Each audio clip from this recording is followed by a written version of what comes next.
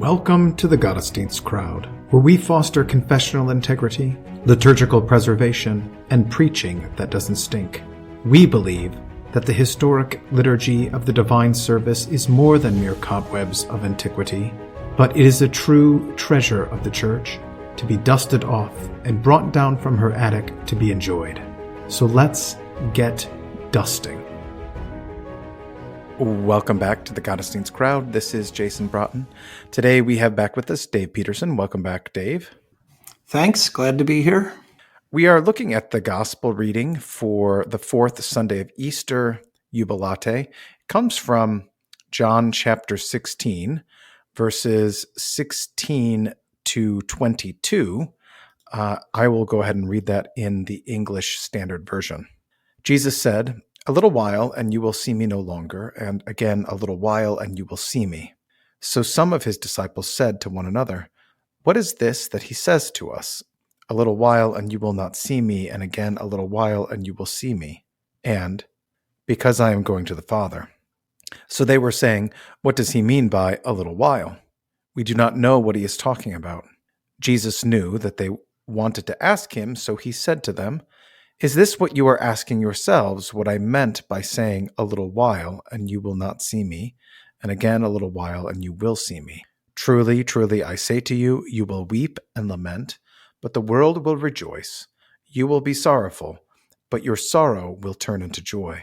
When a woman is giving birth, she has sorrow because her hour has come, but when she has delivered the baby, she no longer remembers the anguish for joy that a human being has been born into the world. So also you have sorrow now, but I will see you again, and your hearts will rejoice, and no one will take your joy from you." Okay, so context, this is the farewell discourse. We're going to be here for a few Sundays. Right. This is just prior to his passion, right? This is at the Last Supper. Right. Okay. So, that does give these words a lot of weight. Right. So throughout John's gospel, you have this Jesus talking about his hour, but now it seems like that's switched. Now he's talking about the hour of the disciples. Interesting. Where does he use the word hour here? Yeah. Well, he's What? when a woman is giving. Yeah, when a woman is giving birth, she has sorrow because her hour has come. Her hour has come. Yep. There you go. But when she has delivered the baby, so also you have sorrow now, indicating you have an hour. Yeah. Well, you have that. It's also John's gospel, isn't it? Where is that what he says to the priests? You know, this is your hour. Isn't that also? Oh, it could be. How's that go? I'm trying to remember. So that would be John 18, wouldn't it? Yeah, I think so. So there. It seems like in John, the hour is, well, what is the hour? Is it the day of glory, the day of suffering, which demonstrates glory, or is it the day of suffering that demonstrates faithfulness?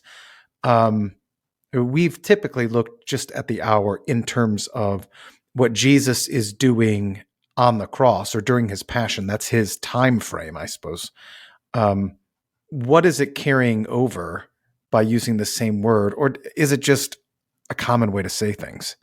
Yeah, I think it's this is the significant moment, the defining moment in your life, right? Mm-hmm. Your 5 minutes of fame or whatever. Yeah. But, so this is the thing that is definitive for who you are and your opportunity to act according to your nature. Uh-huh. This is when the woman is finally coming to the glory of femininity, right? This is what she was created for, to be fruitful and to multiply. And she engages in that in a way that males do not. Yeah. She's more directly involved in that. And that's this great blessing because God is the life giver. Uh-huh. So here it is. This is what defines her. But but of course, it's also, explicitly marked by the curse. Right. The reason that she has sorrow in childbirth is because of the curse. So the sorrow here, maybe we could just unpack that word. I think in our day, we hear sorrow as simply kind of like depression, like Yeah, being mental. Yeah, sad, mental, that there isn't a physical aspect to it, or it isn't kind of a painful anguish, something that, well, I mean, something that we see Jesus undergo in the Garden of Gethsemane, where he's sweating blood and he's got both that inner and external turmoil. right. Yeah, I think, we do live in this. Of course, we saw this so horribly in COVID. There is this kind of Neoplatonic idea that that we can be reduced to our intellect. And I mean, it is a sort of interesting, I mean, there is a truth in it that we do mostly live in our minds, and that our intellect is the most significant part of us. I mean, that is true. At the same time, there is no intellect apart from the physicality. We live in space, all that stuff. But I think you're right that we tend to we hear the word sorrow and we think it is basically a mental problem. I'm sad, or an emotional problem. Whereas here it's much more encompassing. Her life's in danger. Yeah. And it's, there's just nothing about this is, I mean, think about too, I mean, I always think of the, what's the word I want to, the sort of cleanliness, or the, what is the word I'm looking for here? The sort of exposure to, I mean, the exposure to germs and disease and danger. I can't think of the right word, but, I mean, here she is right there.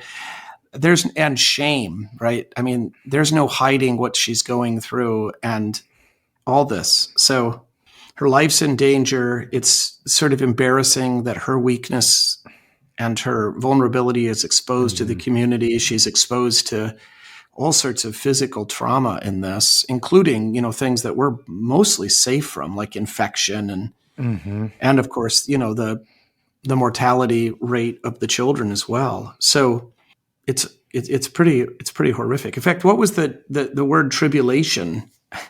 What was that translated as in the ESV? Isn't it tribulation here in 21, or is that later? Let's see here. 22. Let me see. Sorrow is. Oh no, it's grief. It's lupe. Yeah, I think that means grief, doesn't it? BDAG has pain as an option, nice. And others have kind of the intellectual or emotional pain. But this BDAG does give an option of just pain, because that affects body and mind.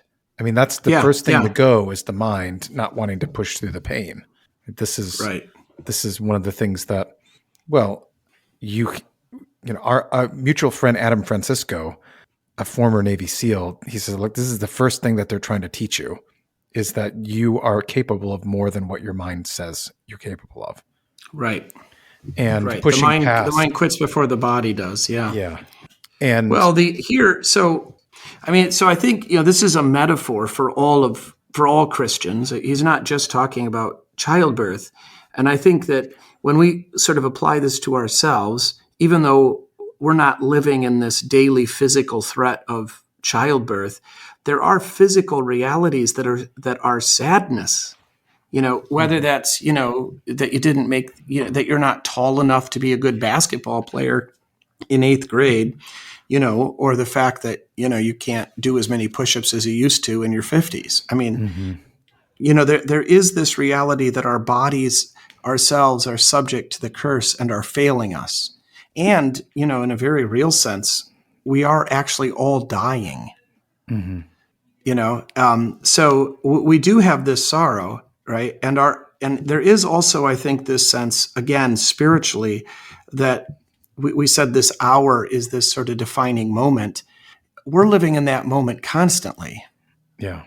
Because it's always an opportunity to confess. It's always an opportunity to be faithful. It's always an opportunity to have, kind of mind over matter, to push through in terms of not just, enduring physical difficulty and pain, but also temptation, right? And not caving into it. So there is going to be sorrow involved in resisting sin. Yeah. Because sin's offering the easy way. And yeah. There's always a saboteur at work. Yeah. Whether And there is something internally, that sin is offering. whether internally because of our own sinfulness or externally because of, I mean, not just the fallenness of the world, but the evil of the world, including the devil. There's always sabotage. And you can see this at work when someone steps forward and says something bold and correct. And then they're like, well, you get tone policed for it. Right? They're sabotaging what you've said. Or, Yeah. I mean, how often is this the case, right? Right. Where, well, I mean, we get this because, like, not necessarily you and me, but Gottesdienst in general get this when we take stances on things. It's like, yeah, well, you're not wrong, but we wish you would have said this instead. Like, well, you weren't saying it, so just shut up. Yeah. And I think that's fair. So we're always faced with these little hours. Yeah. And yeah. So is Jesus saying here, embrace the hour, embrace the sorrow, the difficulty, the pain, because joy is on the other side if you embrace it, like if you go through it. Yes, exactly. Right. And I mean, I think that's the significant thing. There is no joy without the pain. The pain is what gives. So it's not as though we can just, or they're not unrelated. It's not as though, well, I'll just endure this because at the end of it, I know I'll get a reward. Right. We're not rats running through a maze. This isn't some arbitrary, sort of thing that God has set up, but it's directly related to the actual joy that is bestowed. So, again, right, strength comes from resistance.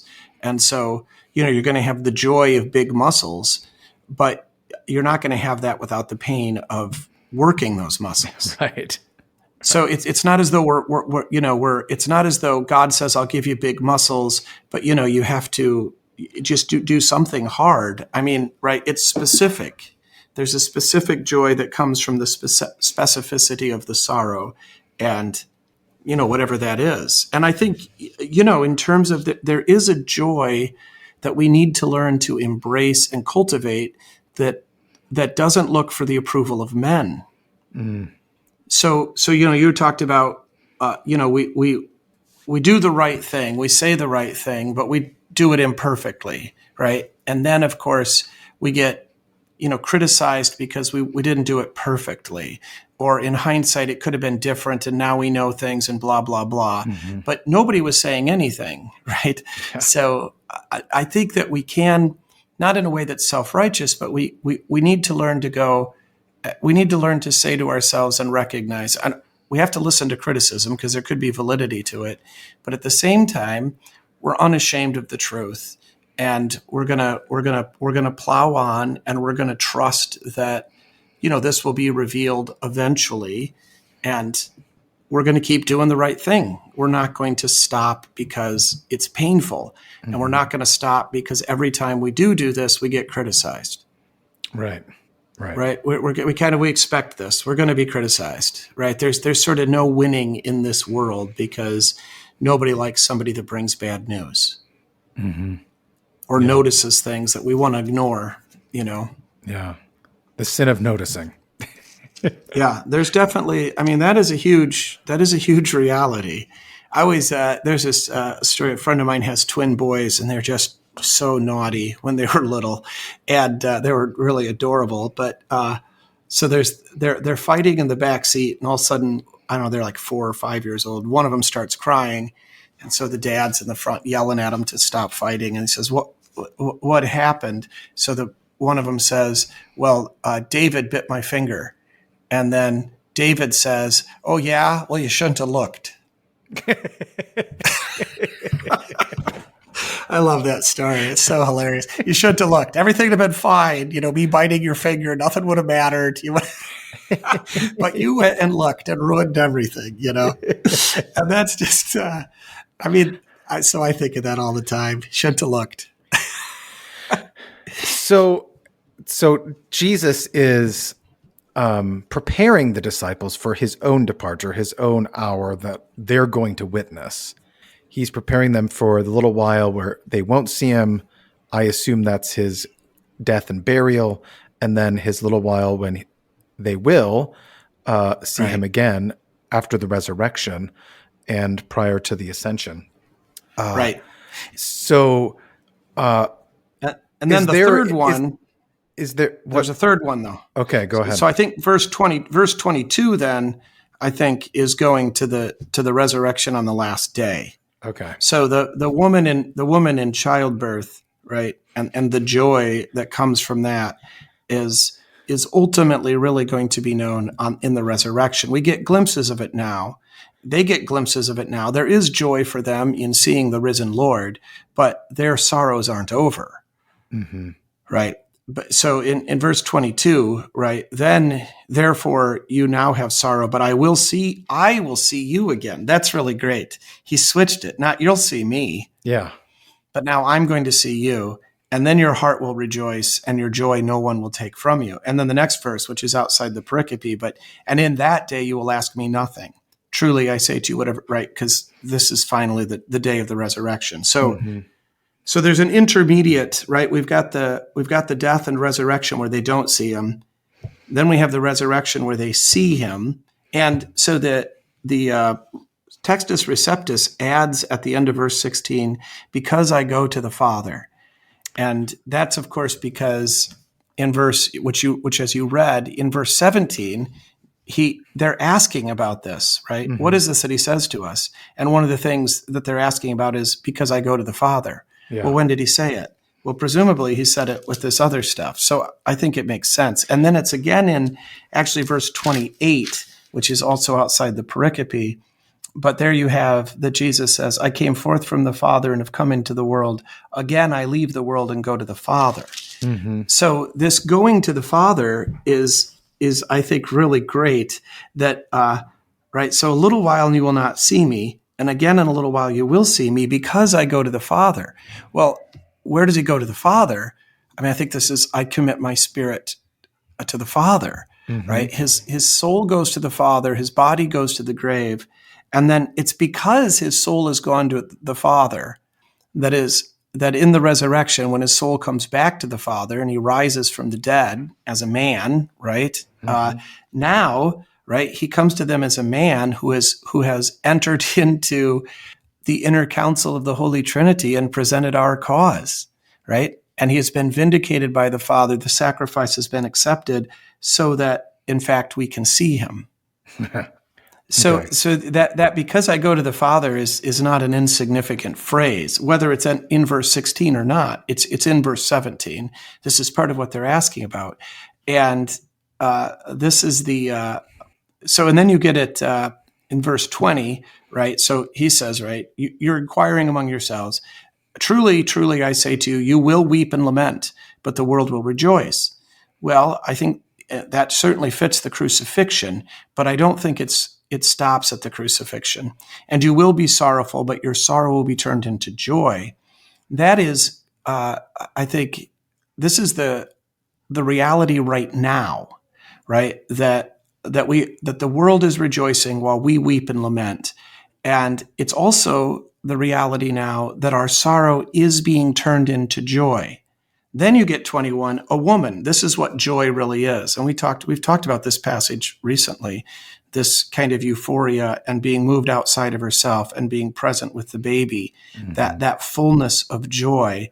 And then you now have sorrow, but I will see you again. Not you will see me, but I will see you. And this is, I think, is again a reference to actually his human nature. So sort of going back to the Job 19, right? He's going to see us with risen eyeballs. I mean, of course, God always sees us, right? But here that he's going to rise from the dead as a man, body and soul back together. And because he can see us, that is that even though he died, right? That he can see us because he's been raised, and your joy no one will take from you. So there's some Trinitarian stuff there. There's also this incarnational stuff. And I think you could make this statement that all Christian joy comes from the resurrection. that it's only because Jesus is risen from the dead, and it's only by his resurrection that sort of any of this other stuff matters. It only matters that he died for us, right? Mm-hmm. If he's risen. And that's where all of this Christian joy comes from. Mm-hmm.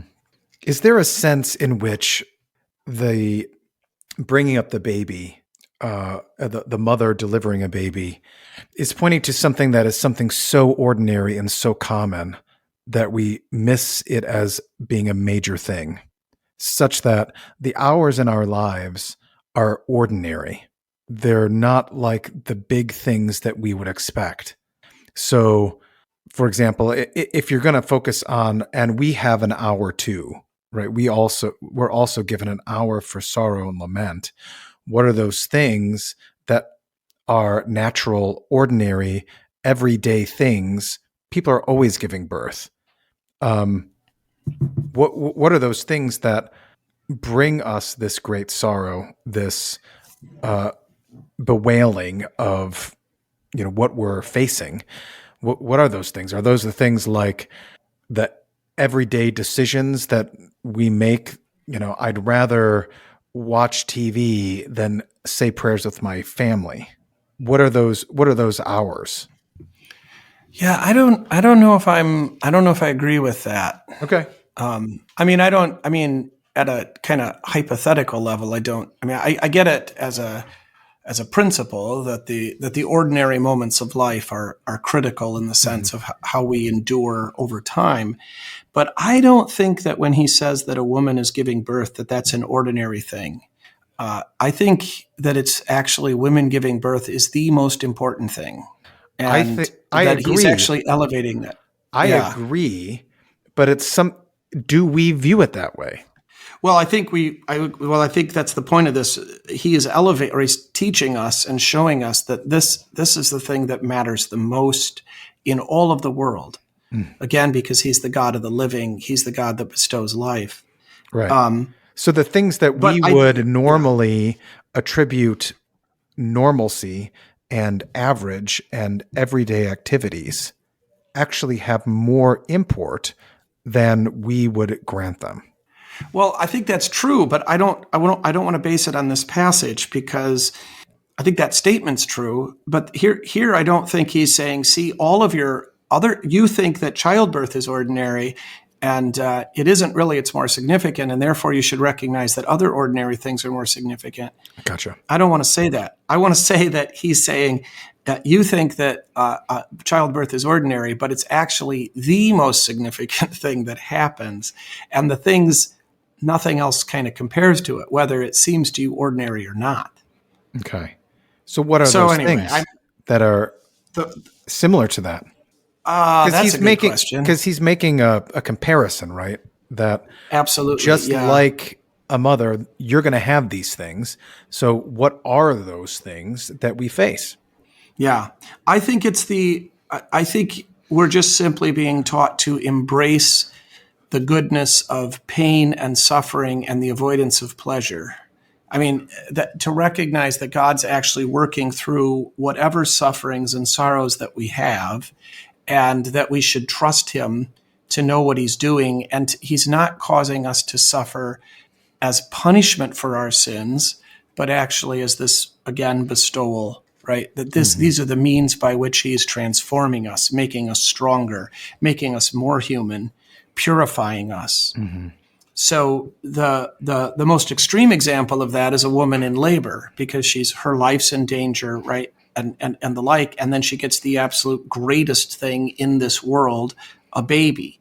But there is a similarity in that, when you don't want to do family devotions, you'd rather watch TV, but you sort of endure the boredom of doing devotions or the loss of the simple pleasure of television.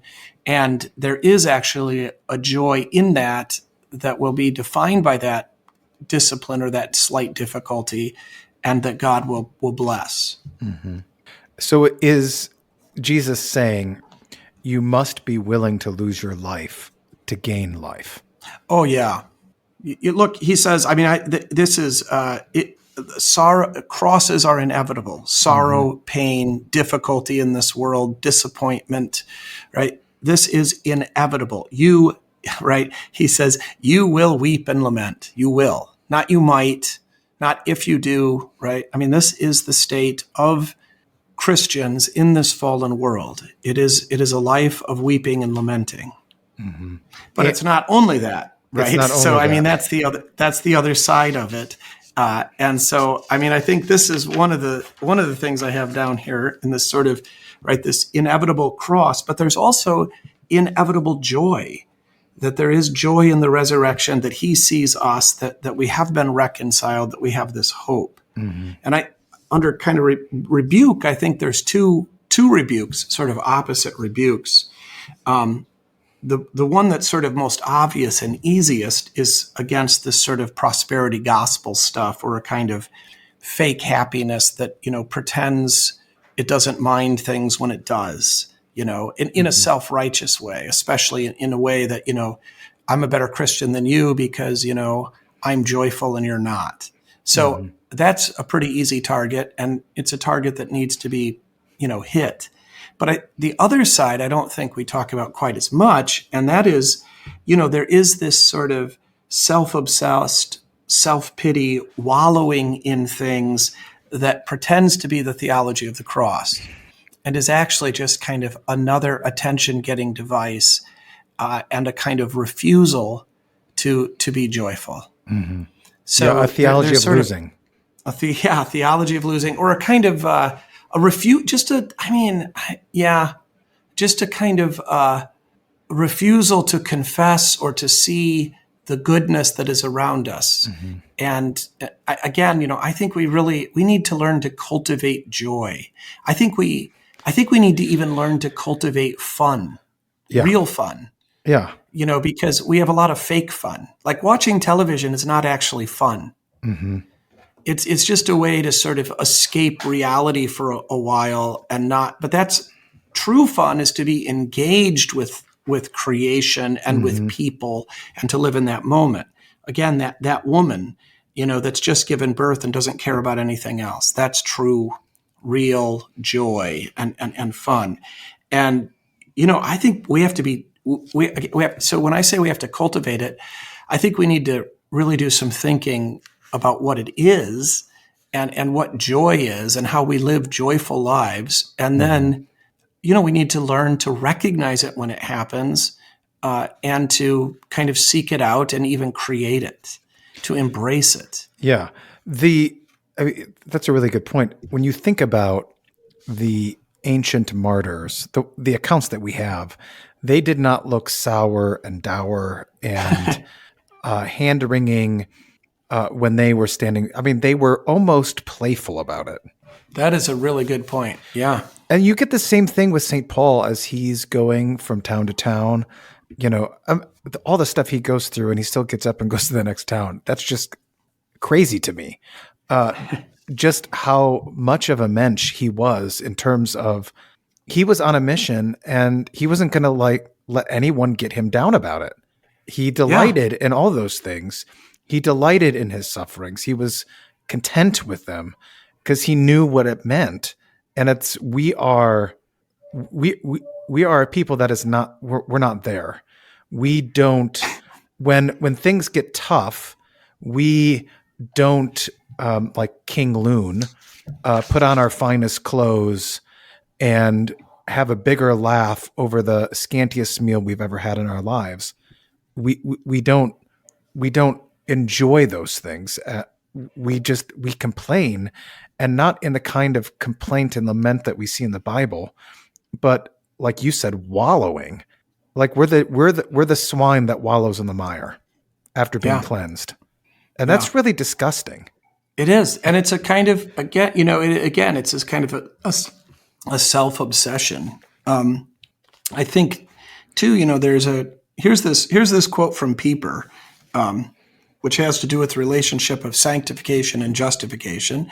And we know, in the last couple of decades, at least in the Missouri Synod, we've been pretty weak on and sanctification. There, you can even buy the T-shirt. Yeah. I mean, Yeah, and that's shameful, right? Right. Can you imagine saying, I'm weak on the incarnation, I'm weak on Christology, I'm weak.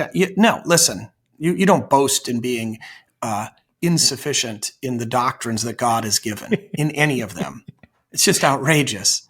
Yeah. I'd like to, some people probably could rightly wear these T-shirts, weak on Christology. But anyway, so here's They just need to be punched in the face, Dave. We just need to create some sort of like black ops against clergy who do stupid things, and then like go in at night with night vision goggles and just punch them in the face.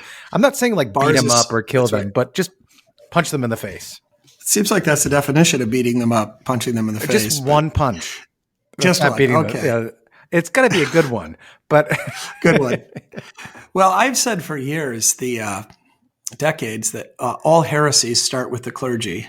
Oh. Even anti-clericalism. I really think it's true that, and I mean, in some ways, that's just sort of my mindset that everything's kind of a leadership problem. Well, isn't that also Chrysostom? That the road to hell is paved with the skulls and bones of priests. That's great. You brought that up. So I love that quote, and I think it's in Dauberstein, but it turns out it's not in Chrysostom. Oh, Chrysostom never said it, and well, he should have. I know. I found this quote that John Wesley said he should have, and I think that might be where it came from. But anyway, I know it's such a great quote because there is this reality, right? That the leadership bears the responsibility. And so anyway, yeah. I just reviewed a book on the podcast with the author, Leadership and Emotional Sabotage by Joe Rigney. He's out in Moscow, Idaho with the Christian Reformed out there. And it's a great read in terms of leadership and things. So if you're looking for I'll get it. A good book, check that out, and you can listen to my discussion with him on the podcast. It just went live yesterday. Good. I will. I'm always interested in that topic. Well, anyway, so Pieper, this sanctification to justification relationship, he writes, faith is a living, bold trust in God's grace, so certain that a man would die 1,000 times for it. And this trust and knowledge of divine grace renders joyful, fearless, and cheerful towards God and all creatures, which joy the Holy Ghost works through faith. And on account of this, man becomes ready and cheerful without coercion to do good to everyone, to serve everyone, to suffer everything for love and praise to God, who has conferred this grace on him so that it is impossible to separate works from faith. Yeah. And I think that's just great. And this is what, right, joy, this is how it actually acts out. One of the things that I often counsel couples on is that they need to speak the words even if they don't feel them, and act them out even if they don't feel them. Mm-hmm. And this, sometimes you'll get this kind of ridiculous response, where people are like, well, then I'd be a hypocrite because I'm doing and saying things I don't actually feel. And that's just so ridiculous because no, you're not. Who cares what you feel in a sense? Mm-hmm. It's like, this is what's real. This is what's true. This is what I actually love. And so I can't control my emotions, but I can control what I say, and I can control my body, Mm-hmm. The sort of classic thing is the wife wants more hugs, and the husband's like, well, I'm not going to hug her if I don't feel like it, because then I'd be a hypocrite. And it's like, look, you idiot, just hug her because she wants it. Yeah. Right. You have that ability to serve her in that way. And it's not hard. It doesn't cost you anything. Because it's not about you at that moment. Exactly. You're doing something for someone else. And I would say you're actually training yourself not to be a hypocrite, because this is what you promised to do. That's exactly right. Because you're even when you say words that you don't feel, right? We're not going, feelings aren't the real thing. Right. It's not that we deny that they exist, but they're not what drive us. We're not ruled by them. And so in a similar way with good works, right? Sometimes it's just sort of going through. Anyway, when couples do that, what happens is those words and those actions will actually change the way they feel.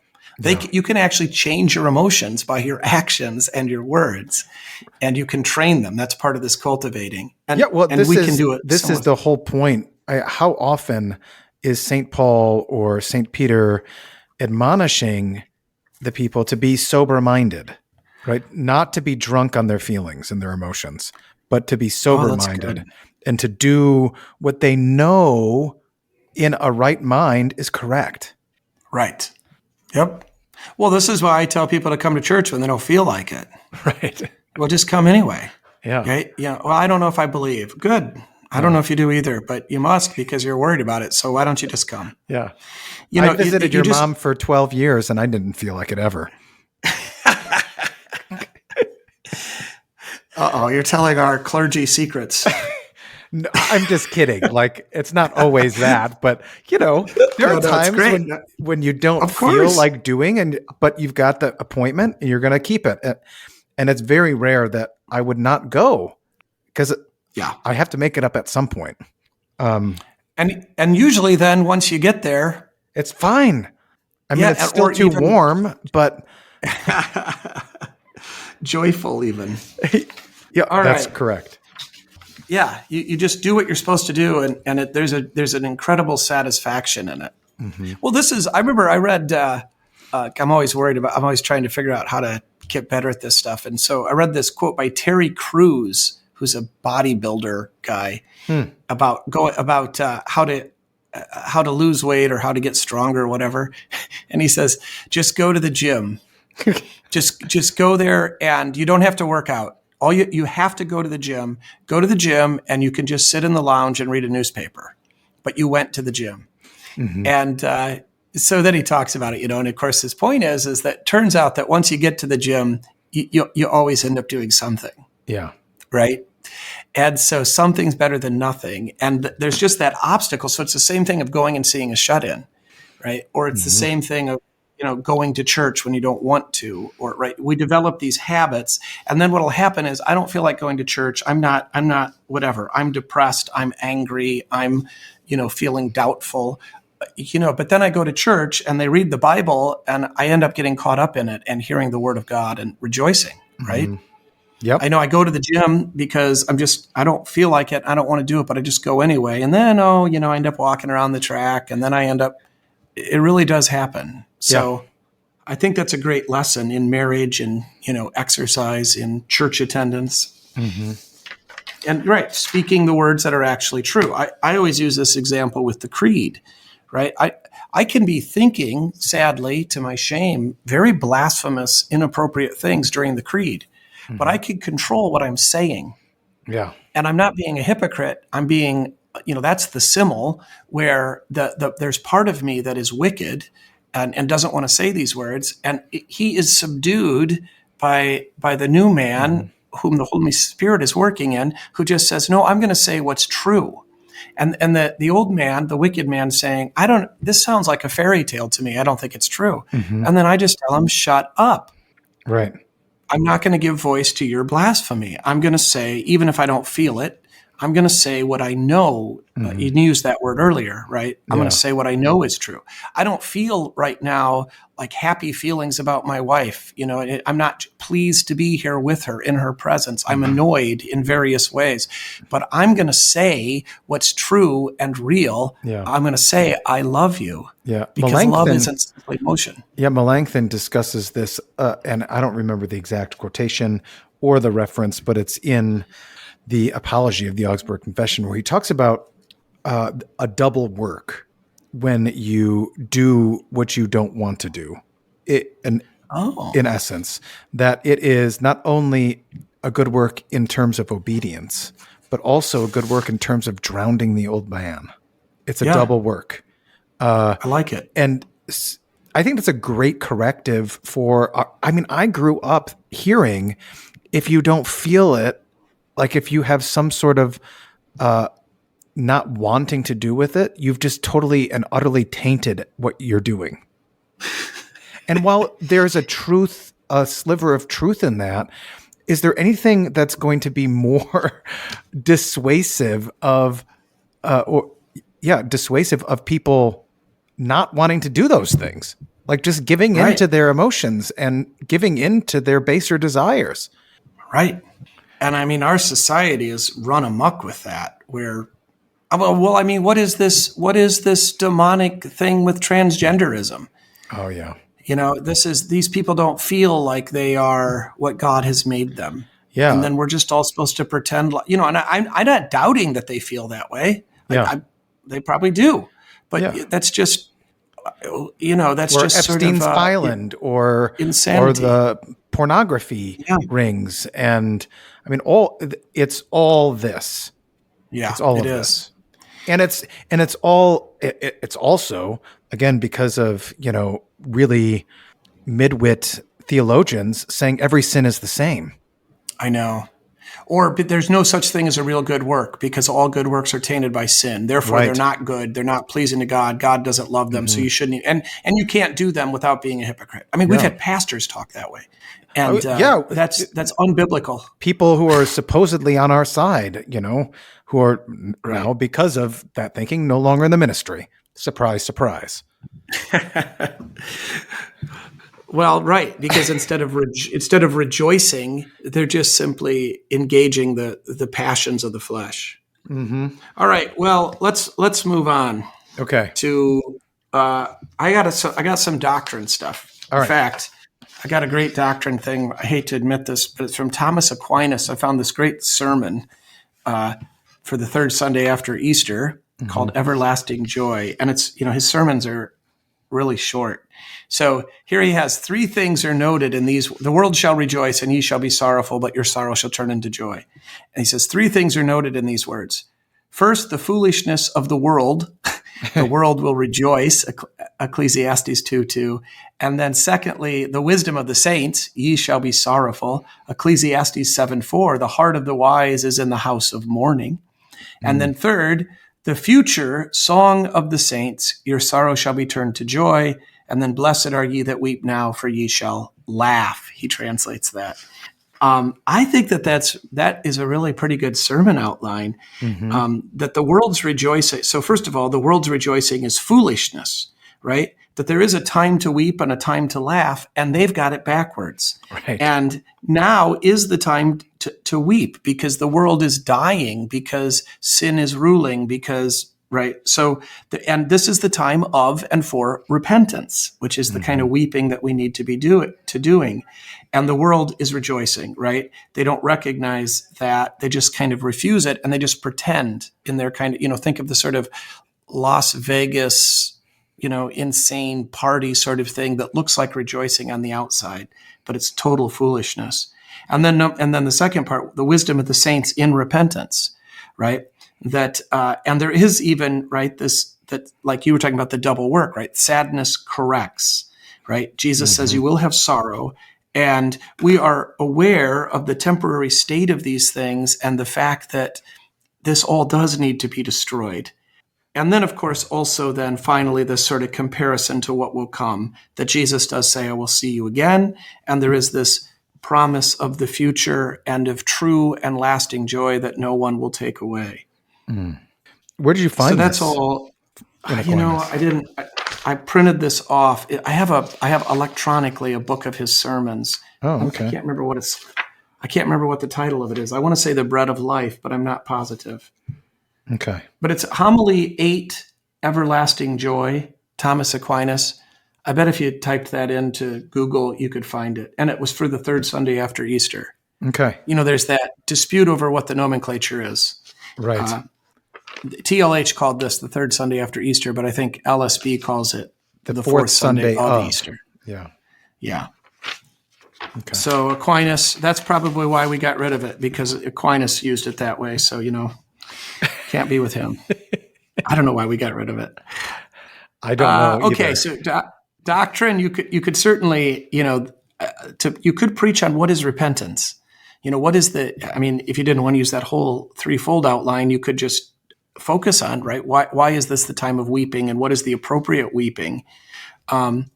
Oh, we didn't talk about this. Of course, you could really talk about the joy in childbirth and in children, and recognize too that is of itself, again, that's such an apt illustration, because it's the transformation of the curse. We said the reason she's in anguish is because of the curse, and yet life comes through this. Eve is the mother of all the living, which, by the way, I think means that she's the mother of Jesus. Because that's what it says in Mark. Why do you seek the living among the dead? Mm-hmm. Jesus is the living, and Eve is his mother. Yeah. So that's a really beautiful thing. Again, that honor that is given to females, right? That more direct participation in the actual of coming to life. So will. So your salvation will come through childbearing. Yeah, you got that one too, right? It's really beautiful. It's a profound reality that I think first of all, it's in the Bible, so we ought to teach it. But then also, I think it is a kind of good corrective to this kind of pandering nonsense that there's no difference between men and women, except that women can't preach in the pulpit, Mm-hmm. And this kind of idea that we're, I'm really offended by, this idea of like women in combat and stuff like there's these things where I'm disappointed that our church body hasn't been able to speak more directly to these things and to recognize that God created us distinct, and that's deeper than just what happens in the bedroom and what happens in the pulpit. Mm-hmm. So, and here's where you really see what women are for. And this is the reason women aren't supposed to be in combat. It's not that women couldn't ever fight. And in fact, they might have to, right? This sort of mama bear, but that's like really bad when it gets to that point, because it's like, the house is being attacked. Right. But the women do have this more central role in the home, right? Women do rule in a sense in the domicile, right? And, it is kind of their domain. Oikodespotes, the house. Right. So there is this. But it is an ugly thing when they are called to fight. That means something has gone terribly wrong. Right. I love that in C.S. Lewis. He gives Lucy a bow and arrow. Yeah. Or Susan, or I can't remember. Susan. Lucy gets a dagger and the healing cordial. Yeah, that's right. But and he says something to Susan when he gives it to her about it's not appropriate for girls to fight, but sometimes they have to. Yeah, then he gives her a weapon. An ugly thing. And then gives the bow gives her some distance at least, and So anyway, you've got that. I mean, this is a great opportunity to talk about that and the glory of being a woman and the blessings and the centrality, right, of this. You can't. Yeah, I mean, there's another fun. I mean, there's so much interesting to me in this. Like, there's also this fact that this is the reason you can sort of not that you should, but the reason that you can have multiple wives. Like that is that technically bigamy, polygamy, but the kind of polygamy that one husband and many wives, as opposed to one wife and many husbands. One wife and many husbands doesn't work because a woman can only have a baby, every 18 months or so. Mm-hmm. And in a normal kind of healthy situation, I mean, she can have them a little bit more frequently, but it gets a little dangerous. Whereas a man could, can plant the seed, once a day, right? At least. So, you've got that kind of, but you think about that then, right? We need more women in a sense than we do men if we're going to keep having these babies. But anyway, never mind. I don't know don't think about that too much. It's not quite right, but there's something to it. There is something to it. Anyway, okay, we talked about the inevitable. I got here. Happiness can be taken away, but Christ gives a joy that no one can take away. Okay. So does he use different words in this text for happiness and joy? No, he doesn't really say happiness. All kara. It's a kara. It doesn't say happiness. I threw that in there. I think you could make this kind of distinction about you could make this distinction of joy being this theological term that can exist in the midst of sorrow. Mm-hmm. And the kind of distinction. I hear the word happiness, as kind of a shallow word. Though, I mean, it all depends on your definition. I get that. But when people say, I just want to be happy, that usually means I just don't want to have pain of any sort. Yeah. So And, is this so this is not, so do we mostly think of joy as the opposite of pain and sorrow?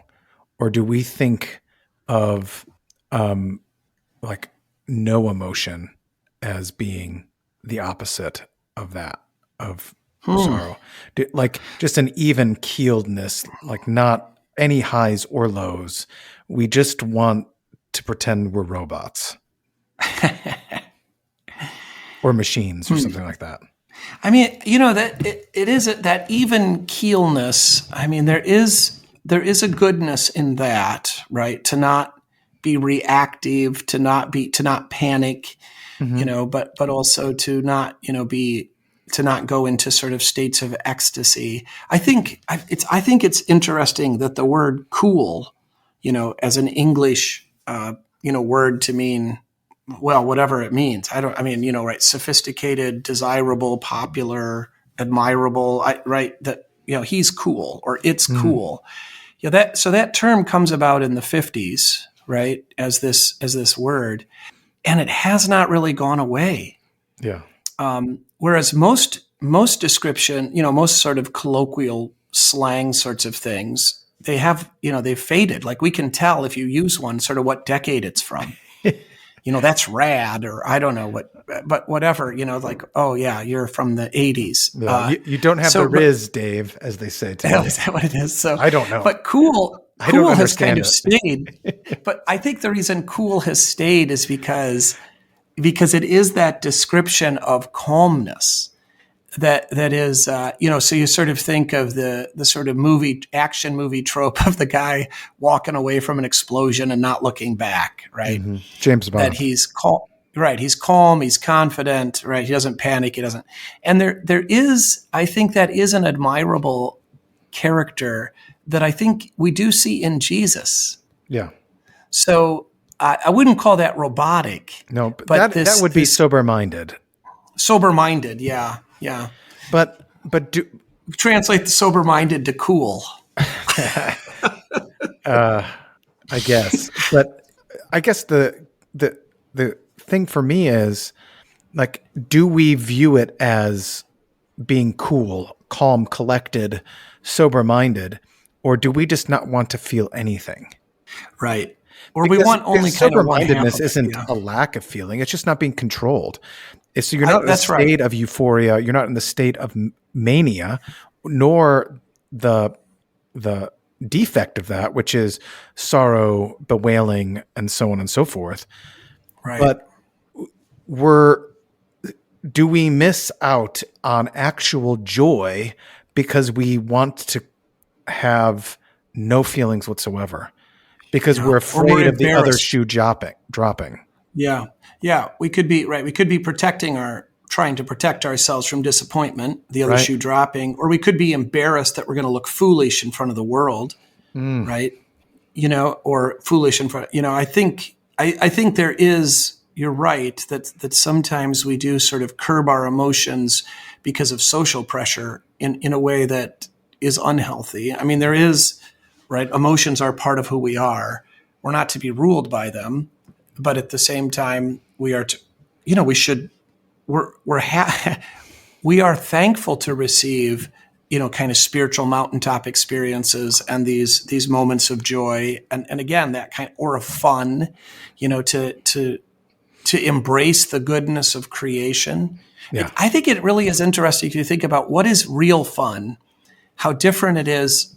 I mean, there's things that we do that, we're like on a bucket list that we think, or it's not like, but it turns out those things are rarely that much fun.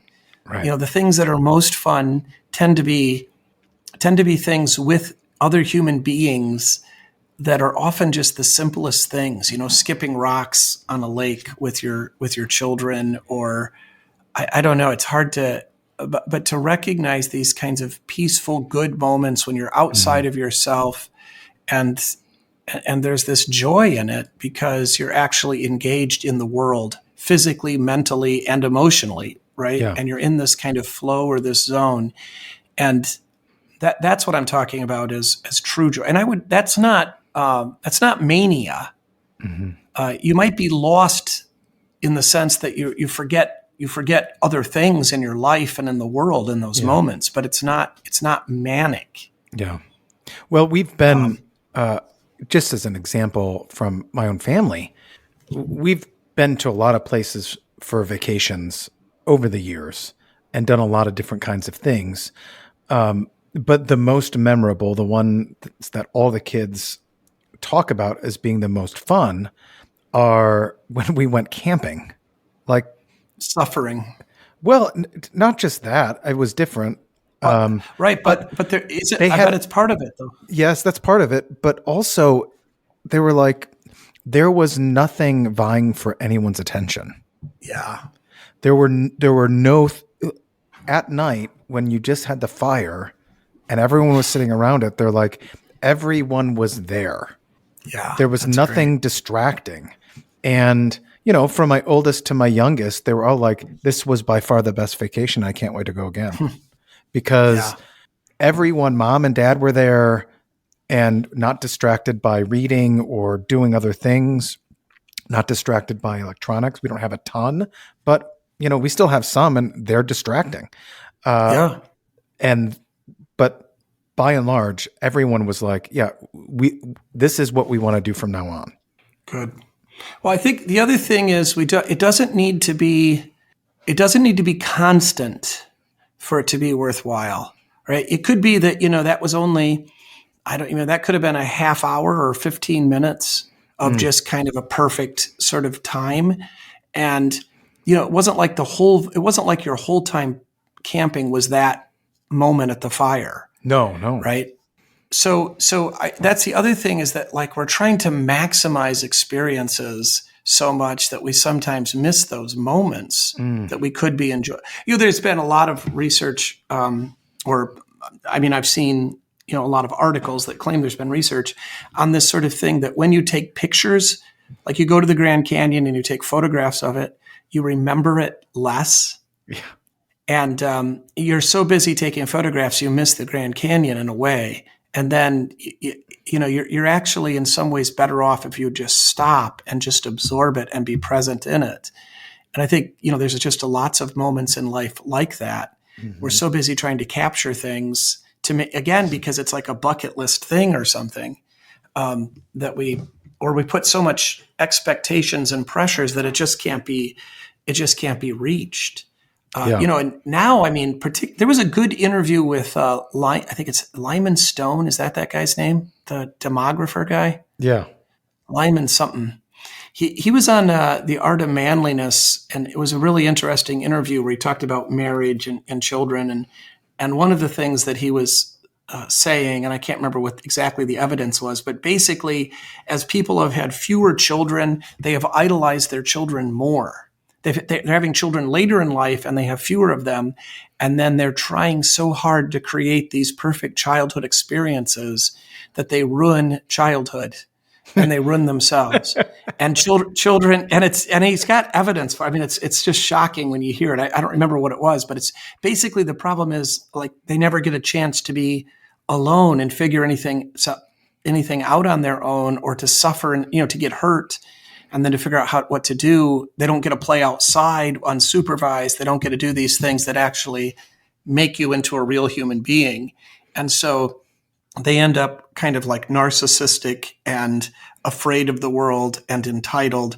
And their parents have missed out on enjoying their children as children, because they've been like treating them like, celebrities their whole life, constantly, giving them it was really a good, interesting, horrible in a way. Yeah. But yeah, I think I can see that, I see that with some of our members, or some of my own family members, where they're sort of struggling because they want to create these perfect experiences for their children. Mm-hmm. And it's actually unhealthy. Yeah. And Well, moms Yeah. get this too. I think probably more than dads, because I don't feel it the way I think some moms do, where they have the thing where they are sad because as they have more children, they're not able to spend the time that they did with the older children, right? Because they had less. Right. And so there's like all of this regret. And I'm like, this is just how it goes. I mean, we're only two people. That's not to say that we couldn't do better. It's just don't beat yourself up. Right. Right. You're actually, it turns out, according to Lyman, it's actually very good for your children to have a little less of your attention. And I know, I mean, he doesn't mean you should neglect them, but you're also, what you've given your children is siblings. Right. And, giving them multiple siblings is an incredible blessing. Yeah. Well, And, this is, this is what I remind, look, I was an only child and well, that's right. I would have given up a whole host of things to have siblings.